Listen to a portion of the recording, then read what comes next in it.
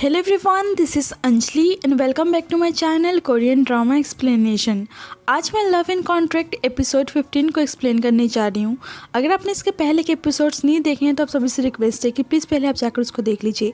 वो मेरे चैनल के आई बटन में मिल जाएगा, मैं उसका लिंक डिस्क्रिप्शन प्रोवाइड कर दूँगी। सो आप सभी को ज़्यादा देर ना कराते हुए हम वीडियोज़ की तरफ बढ़ते हैं।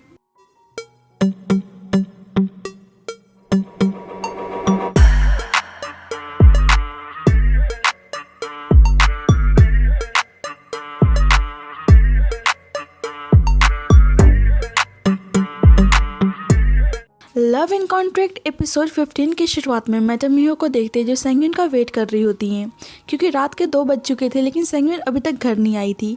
वैसे ही सेंगविन घर आती है और मैडम मियो उस पर गुस्सा करने लगती हैं और पूछती हैं कि उसका फ़ोन स्विच ऑफ क्यों था। मैडम मियो को यही टेंशन थी कि इना ग्रुप सेंगविन के साथ कुछ कर ना दे। मैडम मियो सेंगविन को सुनाकर अपने रूम में चली जाती हैं। मैडम मियो की आवाज़ सुनकर गोंगनम अपने रूम से बाहर आता है और वो भी सेंगविन को लेट घर आने के लिए सुनाता है और उसे पता था कि सेंगविन जियो के साथ है, इसीलिए उसको जानबूझ के टीज करता है कि जो मैंने तुमको सिखाया था तुम उसका प्रैक्टिस करके आई हो, और उससे पूछने लगता है कि क्या क्या हुआ था। और सेंगविन अनजान बन के अपने रूम में चली जाती है और जियो को कॉल करके मैडम मियो के बारे में बताती है कि लेट आने की वजह से उनको उसकी टेंशन हो रही थी। जियो कहता है कि शायद हमें उन्हें पहले ही बता देना चाहिए था कि तुम लेट हो जाओगी। सेंगविन शर्माते हुए उस वक्त को याद करती है जब वो जियो के साथ क्वालिटी टाइम स्पेंड कर रही थी। मैडम मियो के पास इना ग्रुप का लेजर था और चेयरमैन थोड़ा सा डिस्टर्ब नजर आ रहा था जब भी वहाँ पे हेजिन का भाई आता है और वह कहता है कि उसे जेमी प्रोजेक्ट के बारे में सब कुछ पता चल चुका है और वो चेयरमैन को ब्लैकमेल करने लगता है कि अगर वो इना ग्रुप के 20% स्टॉक उसके नाम कर देंगे तो वो किसी को कुछ भी नहीं बताएगा और वो इना ग्रुप को एक्सपोज नहीं करेगा। दूसरी साइड सेंगविन तैयार होकर जियो से मिलने जाती है और दोनों साथ में कुछ टाइम स्पेंड करते हैं। दोनों मिलकर बहुत सारे गेम खेलते हैं और दोनों एक दूसरे के साथ बहुत ही हैप्पी नजर आ रहे होते हैं। मीनवाइल हम हेजिन के अंकल को उसके अपार्टमेंट में देखते हैं।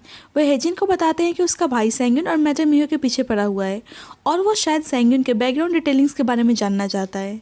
ये सुन के हेजिन को बहुत ही टेंशन हो जाती है और सेंगविन के अपार्टमेंट जाता है और देखता है कि सेंगविन के घर के बाहर वही आदमी है जिसको उसने अपने भाई के साथ फोटो में देखा था। थोड़ी देर बाद वह दोनों आदमी सेंगविन के अपार्टमेंट में घुस जाते हैं और एविडेंस ढूंढने लगते हैं। जब भी वहाँ पे हेजिन पहुँच जाता है और उन दोनों से फाइट करने लगता है।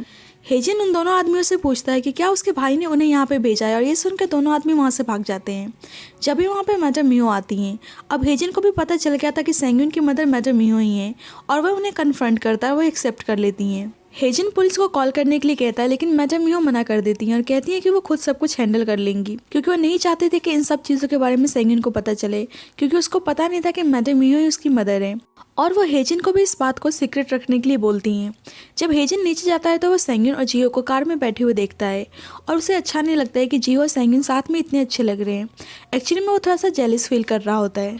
जियो और सेंगविन अपने फ्यूचर के बारे में डिस्कस कर रहे थे और वो मैरिज के बारे में सोच रहे थे। जब सेंगविन घर आती है तो देखती है कि सब कुछ बिखरा पड़ा है। गोंगनम बताता है कि कुछ लोग घर में घुस आए थे और हेजिन का शुक्र है कि वो टाइम पे पहुंच गया था। ये सुनकर सेंगविन घबरा जाती है और मैडम मियो बताती है कि वो ठीक है, उन्हें कुछ भी नहीं हुआ है और सेंगविन को लगता है कि ये सब इना ग्रुप का ही काम है, लेकिन मैडम मियो बताती है कि ये सब गैंगजिंग ग्रुप ने किया है। सेंगविन मैडम मियो पे गुस्सा करती है कि वो उन सब के साथ इन्वॉल्व क्यों हो रही हैं, इससे उनके लिए परेशानी और बढ़ सकती थी। लेकिन मैडम मियो कहती है कि ये सब उन्हीं का फॉल्ट है और वो खुद ही ठीक कर देंगी सब कुछ। गोंगनम ये सब देख के परेशान हो गया था, क्योंकि ऐसे सिचुएशन में सेंगविन और मैडम मियो को अकेले छोड़ के नहीं जा सकता था। जब भी उसके पास हेजिन की कॉल आती है और वो बताता है कि सेंगविन इस टाइम खतरे में है तो वो उसका ध्यान रखने के लिए बोलता है। इधर हेजिन के भाई को देखते हैं जो अपने फादर को मना रहा था कि वो इना ग्रुप का 20% स्टॉक लेकर डील पक्की करवा सकता है और वो उसके लिए बहुत ज्यादा हार्ड वर्क भी करेगा, लेकिन उसके फादर उससे अभी भी हैप्पी नहीं थे। हेजिन अपने भाई को वार्न करता है कि वो सेंगविन से दूर रहे, लेकिन वो गुस्सा करने लगता है कि वो उसके बीच में इंटरफेयर ना करे। हेजिन उसको लास्ट वार्निंग देता है लेकिन वो उसकी बिल्कुल भी नहीं सुनता है और अब हेजिन को कैसे भी करके सेंगविन को अपने भाई से बचाना था। हम देखते हैं कि उसका भाई मैडम मियो से मिलने आता है। मैडम मियो उससे पूछती हैं कि उसने अपने आदमी को उनके घर पे क्यों भेजा था, जिससे वो बताता है कि वो जेमी प्रोजेक्ट के बारे में और ज़्यादा इन्फॉर्मेशन और एविडेंस कलेक्ट करना चाहता था।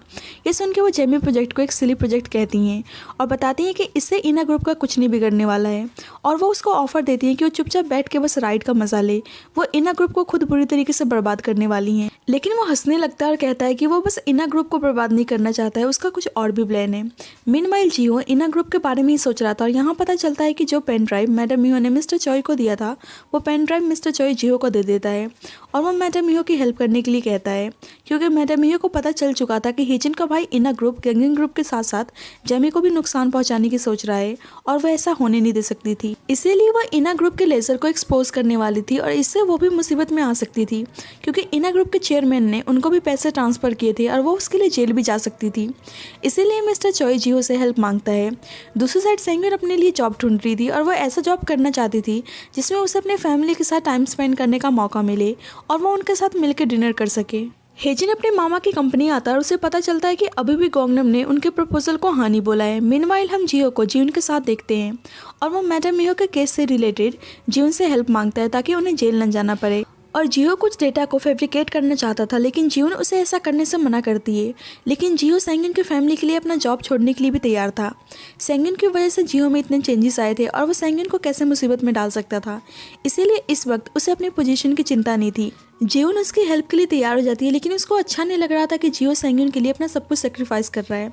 नेक्स्ट मॉर्निंग सेंगिन जियो से मिलने के लिए उसके कोर्ट आती है, क्योंकि आजकल जियो बहुत ही बिजी रह रहा था और वो सही से टाइम स्पेंड नहीं कर पा रहे थे।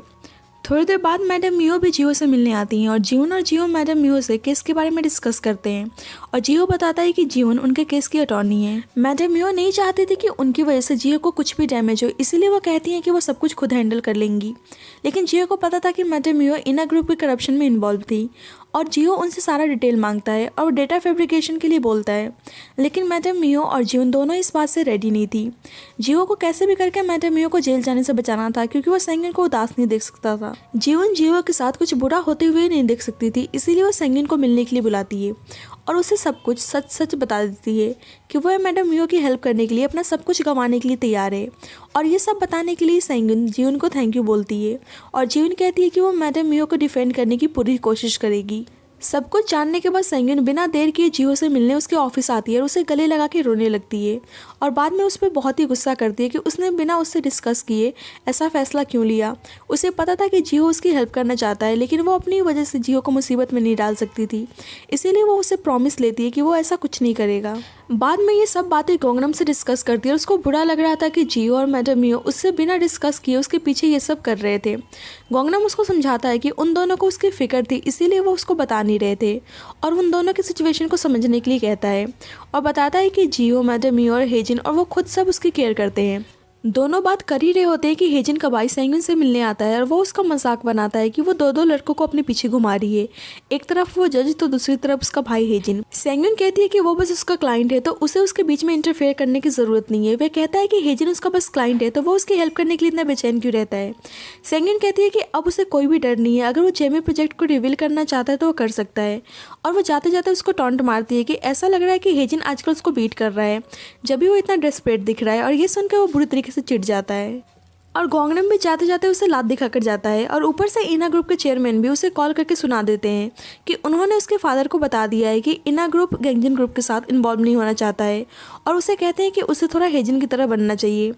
अब सेंगिन मैडम मियो से गुस्से में थी, इसीलिए वो उन्हें इग्नोर करके अपने रूम में चली जाती है और मैडम मियो गोंगनम को अपने रूम में बुला के उसे अपना सारा आउटफिट दे देती हैं और ये देख के गोंगनम शॉक्ड जाता है और वह रीज़न पूछता है कि वो ये सब क्यों दे रही हैं, लेकिन वह रीज़न बताने से मना कर देती हैं और कहती हैं कि कभी कभी किसी चीज़ का रीज़न नहीं बताना चाहिए। और यहाँ साफ पता चल रहा था कि जो उन्होंने गोंगनम को सेंगिन से दूर रहने के लिए कहा था, इसके लिए वो रिग्रेट कर रही थी और इसीलिए वो अपने आउटफिट से गोंगनम की हेल्प करती हैं।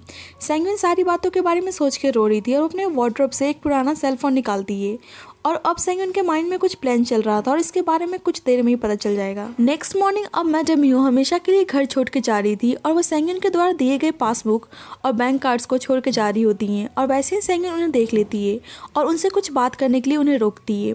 सेंगिन पासबुक को देखकर इसका रीज़न पूछती है और मैडम मियो बताती हैं कि वो हमेशा के लिए यहाँ से जा रही हैं और उसे वो पासबुक देकर जाना चाहती हैं। सेंगिन देखती है कि 13 साल से जो उसने जितना भी पैसा मैडम मियो को ट्रांसफ़र किया था, उन्होंने सारे पैसे को सेंगिन के नाम पे ट्रांसफ़र कर दिया था और उन्होंने उसके पैसे को इस्तेमाल भी नहीं किया था। और ये सब देख के वो रोने लगती है और कहती है कि आपको क्या लगता है, मुझे कुछ भी पता नहीं है। यहाँ एक फ्लैशबैक देखते हैं कि सेंगिन को बहुत ही पहले पता चल चुका था कि मैडम मियो ही उसकी रियल मदर है, क्योंकि उसने चेयरमैन और मैडम मियो की बातें सुन ली थी और ये चीज़ उसने अपने फ़ोन में रिकॉर्ड कर लिया था।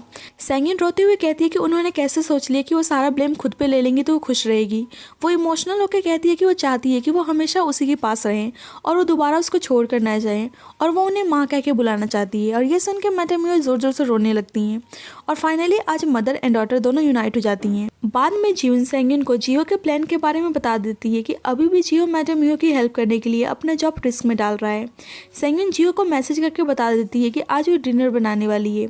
जब जियो अपने अपार्टमेंट पहुंचता है तो देखता है कि सेंगिन डिनर प्रिपरेशन कर रही है। आज हम देख पाते हैं कि सेंगिन अब सफाई से खाना बनाना सीख गई है।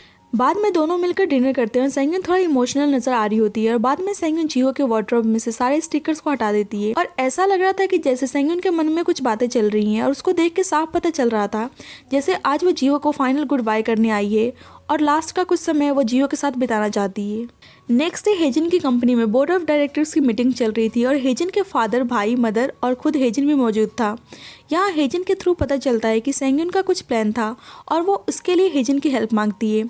मीटिंग में देखते हैं कि सेंगिन गोंगनम और हेजिन के मैनेजर के साथ एंट्री मारती है और वो सबको अपना इंट्रोडक्शन देती है कि वो इना ग्रुप की डॉटर है और वो 13 साल पहले हुए इंसिडेंट के बारे में बताती है जब वो गंगजन ग्रुप से मिलने आई थी। और ये सुन के हेजिन का भाई गुस्से में सेंगिन की तरफ बढ़ता है जिससे गोंगनम और हेजिन का मैनेजर उसे रोक लेते हैं। यहाँ पता चलता है कि सेंगिन ने 13 साल पहले डिनर पार्टी में तमाशा क्यों किया था।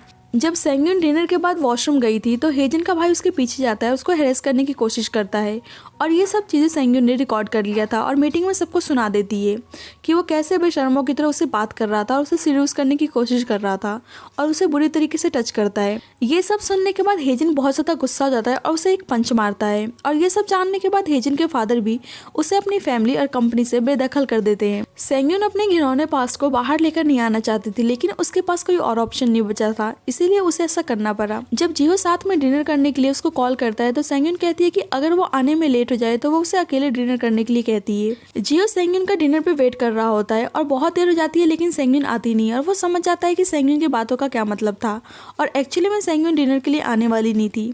और अब वो अपने वार्डरोब में जाकर चेक करता है और उसके शर्ट से भी सारे स्टिकर्स गायब थे और ये देख के समझ जाता है कि सेंगिन हमेशा के लिए उससे दूर हो गई है और ये जान के जियो बहुत ही बुरी तरीके से रोने लगता है और ये एपिसोड यहीं पे एंड जाता है। So thank you guys for watching this video. मैं नेक्स्ट एपिसोड जल्दी अपलोड करूँगी। Thank you.